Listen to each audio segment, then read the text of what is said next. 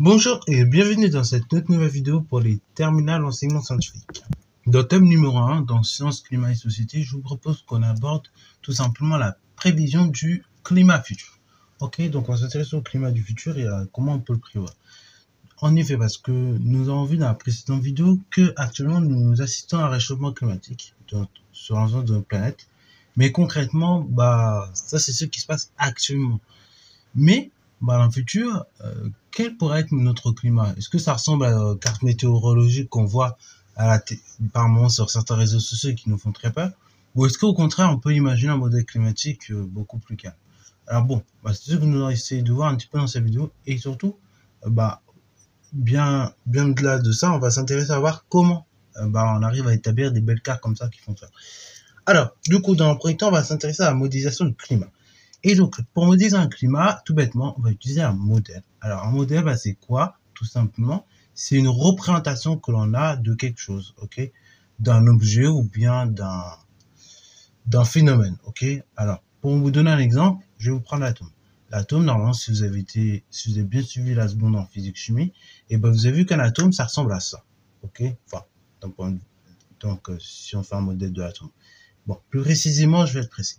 En fait, un atome, nous avons vu en seconde que l'atome, c'est un noyau, ok? Et que dans un noyau, donc, il y a des nucléons qui sont composés de neutrons et donc de protons, ok? Et qu'autour de ces noyaux, on a des électrons qui gravitent autour, ok? Et ces électrons, ils sont rangés en couches et sous-couches. Et ça, c'est un modèle, ok? C'est un modèle de l'atome, c'est ce d'ailleurs qu'on appelle le modèle de Bohr. Mais il n'en existe pas qu'un, ok? Quand vous irez dans le super, pour ceux qui continuent la physique chimie, vous verrez qu'il existe d'autres modèles. Par exemple, le modèle de Schrödinger, justement, qui décrit la position des électrons dans l'espace, ok? Et vous allez voir, là, cette fois-ci, n'est pas une position fixe, qui est une position plutôt probabiliste. Donc voilà ça, avec le modèle de Schrödinger et toutes les équations associées. Voilà, donc ça c'est un modèle. Et donc, nous, dans notre modèle climatique, on va pas représenter les atomes, évidemment, mais on va représenter plus précisément un espace, ok? On va représenter un espace de façon numérique et notamment en prenant en compte différentes choses. Donc, à savoir les interactions entre différents réservoirs du système climatique. Donc, que ce soit l'atmosphère, l'hydrosphère notamment, et donc tout plein de choses également. Donc, ça peut être en prenant en compte l'évolution des précipitations au cours des années. Ça peut être en prenant en compte l'évolution des températures au cours des années. L'hydrosphère, ça peut être par exemple en prenant en compte tout simplement l'évolution du niveau de la mer, au niveau des années. Voilà. Tout ça, ça va nous permettre de construire un modèle climatique. Ok? Bravo. Et bien évidemment, j'ai oublié de dire une chose, c'est que pour construire un modèle climatique, on prend en compte aussi les activités humaines. Et oui, parce que les activités humaines, elles sont pas sans conséquence sur nos écosystèmes et donc le climat par conséquent, puisqu'elles vont contribuer en partie au réchauffement de la planète, comme nous avons vu dans la dernière vidéo. Ok? Alors, du coup, au niveau de leur construction, en général, ça nécessite plusieurs étapes.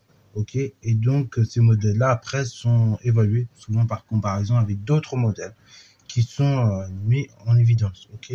Et c'est évalué aussi par comparaison aux observations, donc au départ, que nous avions à l'initial, et donc aux observations que nous avons dans le présent, ok? Et donc ça peut être des observations aussi bien dans le temps que spatiales, ok? Donc voilà un petit peu les différentes observations, enfin, on peut observer par exemple avec des satellites, ou bien pour les établir, on peut utiliser des outils mathématiques avec du codage, on peut faire des projections, des corrélations, ou encore faire la numération. Ou bien également utiliser, j'allais oublier, des lois fondamentales de physique ou de chimie, afin tout ça de construire un modèle climatique. Ok, on a vu comment construire un modèle climatique, mais du coup, je vous ai dit, il y a des paramètres qui permettent de construire ce modèle climatique, à savoir notamment l'activité humaine. Et donc, on va s'intéresser ici à l'émission des gaz à effet de serre, ok? Et ces gaz à effet de serre, en fait, depuis 150 ans, ils ne sont pas dus comme ça à la nature. Non, en réalité, ces gaz à effet de serre, donc, ce sont des gaz à effet de serre dits anthropiques. Pourquoi anthropiques? Parce qu'ils sont dus à l'activité humaine, ok? Et ça, c'est pas moi qui le dis, c'est l'analyse scientifique qui le dit, donc, via des observations, des éléments théoriques et des modélisations, qui permet de conclure justement que l'augmentation de la température moyenne observée sur Terre depuis l'ère industrielle est liée complètement à l'activité humaine. Et cela donc engendre la libération de gaz à effet de serre, tels que le dioxyde de carbone en grande partie, mais également le méthane. Et donc, ces gaz à effet de serre sont à l'origine du réchauffement climatique, comme nous avons pu voir dans la dernière vidéo, puisqu'ils vont amplifier cet effet de serre, comme j'avais bien expliqué dans la précédente vidéo. Donc là, pareil, revoyez la précédente vidéo, je ne vais pas tout expliquer, mais pour faire simple, donc, on a notre planète Terre. Notre planète Terre, donc, elle reçoit une partie des rayonnements, du rayonnement du Soleil. Une partie est légèrement réfléchie, donc, part dans l'espace de façon directe. Et après, donc, celle qui reste, la partie qui reste, elle va jusqu'à la Terre. Ok, voilà, il y a plein de petites enveloppes, telles que les nuages et l'atmosphère, qui vont un petit peu absorber, mais donc les rayonnements solaires qui restent, ils vont jusque dans le sol. Ensuite, ils chauffent le sol, ça fait des rayonnements infrarouges. Ces rayonnements infrarouges, donc, en présence de gaz à effet de serre, malheureusement, vont être piégés et vont repartir sur Terre pour une partie, et pour une partie, vont repartir dans l'espace. Ok, voilà. Et donc, en repartant sur Terre, c'est des rayonnements infrarouges, ils vont réchauffer la planète, et donc ça va remonter. Ok, ils vont remonter ensuite en surface. Ok, voilà. Enfin, il ne va pas remonter en surface, mais pardon, ça va la réchauffer de façon directe. Alors oui, du coup, c'est bien beau de dire que oui, dioxyde de carbone, méthane, ce sont les principaux gaz à effet de serre. Mais concrètement, ils viennent d'où en fait ces gaz-là? Donc oui, ça vient de l'activité humaine et notamment des combustions, tout bêtement. Ok, des combustions d'hydrocarbures tels que le pétrole, le charbon ou le gaz, ou encore de la déforestation, ou encore de la production de ciment. Oui, parce que ça nécessite malheureusement des gaz à effet de serre. Le méthane également, il va être libéré lors de fuites de gaz, ok, donc comme les méthaniers, ou encore durant la fermentation donc dans les décharges, et surtout dans les fermes agricoles, ok, et les élevages pour faire plus simple, ok. Et ça, c'est notamment les êtres vivants qui vont libérer au sein des élevages agricoles. Et donc le plus connu, c'est la vache qui va libérer ce fameux méthane. Bon, je dis la vache, mais en fait, en réalité, vous-même, quand vous pétez de façon générale, vous relâchez du méthane aussi, ok. Donc en très faible partie, hein. Là c'est très faible pourcentage, je crois qu'on ne doit même pas être de l'ordre de 1%, même, en tout cas on n'est même pas à l'ordre du dixième, c'est sûr, et vous contribuez entre guillemets au réchauffement de la planète. Mais bon, ça reste très faible, en tout cas dans le cas des êtres humains. Bon, ça c'est bien, les émissions de gaz à effet de serre anthropiques, donc on voit que ça amplifie donc notre climat, ok, ça amplifie le réchauffement de notre planète. Et donc ça, c'est ce qu'on appelle une rétroaction positive, c'est-à-dire c'est une action en faveur du réchauffement de la planète, ok. Mais concrètement donc, le climat du futur, ça ressemblera à quoi en fait? Donc, c'est ce que nous allons voir dans cette partie-là. Alors, on a le GIEC, donc le GIEC est une institution scientifique qui propose justement des scénarios en fonction des émissions futures donc de gaz à effet de serre prévues par les activités humaines. Et donc, bon, du coup, c'est via ces prévisions du GIEC qu'on a les belles cartes là que vous voyez là qui font très peur, ok, des belles cartes qui font très peur, donc au niveau des températures, mais également au niveau, par exemple, des gaz à effet de serre, mais aussi des incendies, ok, que je voulais vous montrer là. Donc en fait, si on constate là, si on regarde vite fait cette carte, on va pas l'analyser dans le détail, mais donc si on regarde cette carte là, visiblement, d'après cette carte, on aurait donc une sécheresse beaucoup plus marquée par des feux forêts de plus en plus présents, d'une part, une température en moyenne de 1,5 degrés plus élevée qu'en 1900, des zones de montagne beaucoup moins enneigées qu'auparavant, et donc beaucoup d'espèces invasives telles que le moustique tigre, ok. Et là, je ne vous ai pas tout cité, mais c'est les principaux éléments qui peuvent nous impacter.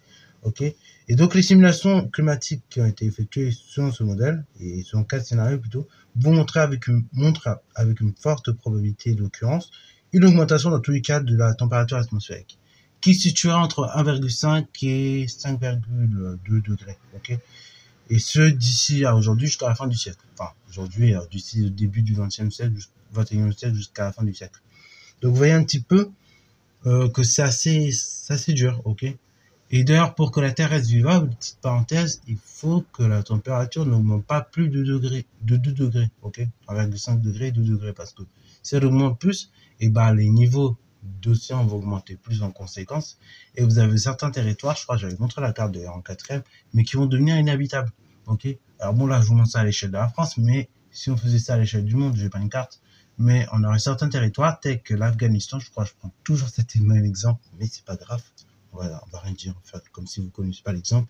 Mais donc, si je prends certains pays comme l'Afghanistan, et bah, ce sont des territoires qui sont, dont des frontières marines, et bah, des frontières littorales, plutôt, les littoraux, donc, se situer tout pile au niveau de la mer, et bah, il suffit que le niveau de la mer augmente un petit peu, et ça y est, tout territoire est inondé. Ok?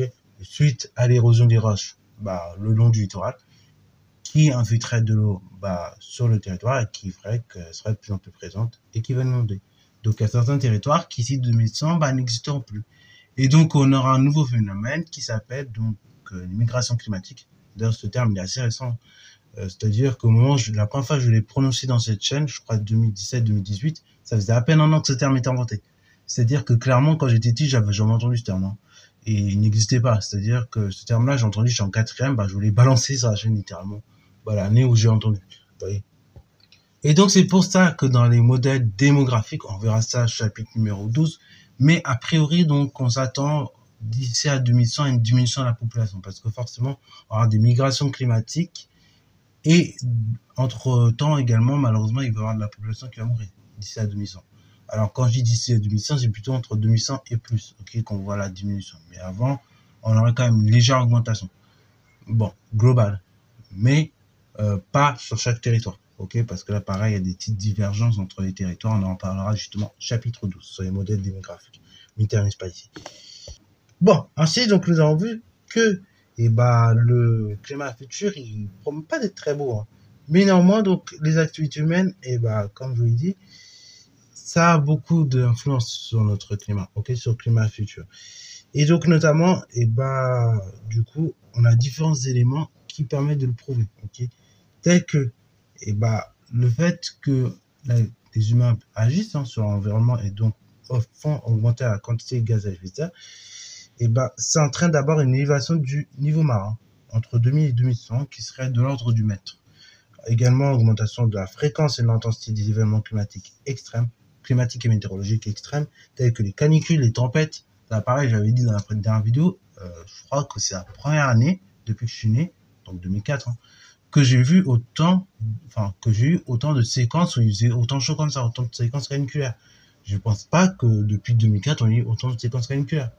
Et je crois que même avant, c'était pas le cas. Il n'y avait pas autant de séquences caniculaires. Même l'année 76, où il y avait beaucoup de canicules en été, c'était pas aussi marqué. Bon, après, j'ai pas de relevé statistique sur le nombre de morts.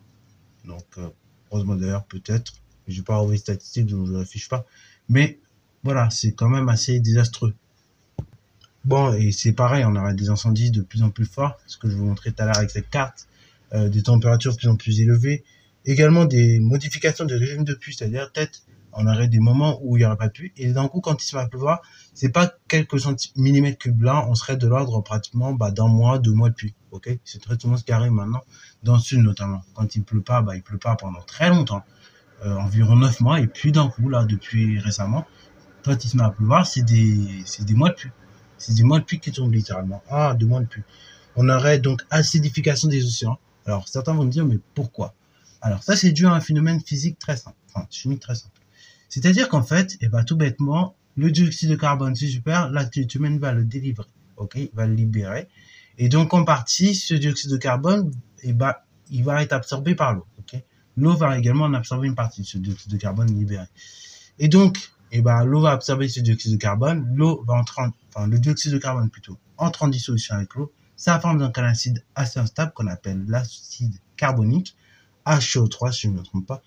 Et donc, du coup, cet acide carbonique qui est plutôt instable, c'est ça qui est responsable justement de l'acidification des océans. Okay, donc, en partie, les êtres humains, on est responsable de l'acidification des océans. Et puis, fragilisation par conséquent des écosystèmes, que ce soit terrestres, mais aussi marins. Okay, et donc, de façon générale, la biodiversité.